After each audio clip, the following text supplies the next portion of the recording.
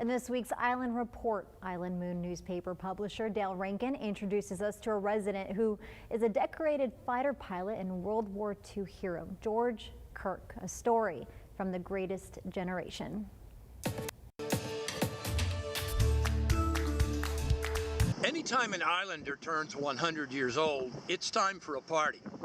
But when that Islander is twice decorated World War II fighter ace George Kirk, it's time for a big party.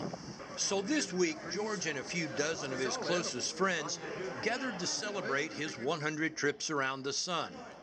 George won 2 distinguished flying crosses and shot down 7 Japanese Zeros while flying off the aircraft carrier Bunker Hill from Iwo Jima to the Philippines. We were strike force. Strike force? Yeah. So you were dropping bombs? We were involved in covering landings and quieting islands, and whatever you do on a thing like that. George trained at Naval Air Station Corpus Christi, and as American forces fought their way across the Pacific, George and the Bunker Hill were there, flying the F-6F Hellcat fighters. You have to remember that we were 22-year-old kids, and they gave us the best airplane that had ever been developed up to that point.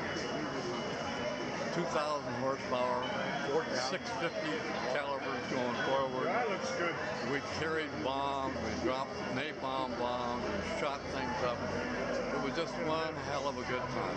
Nowadays, George shoots golf instead of machine guns, but he's still one of the heroes of the greatest generation. Happy birthday, dear George. Happy birthday to you. For 3 News and the Island Moon newspaper, I'm Dale Rankin, and we'll see you on the island.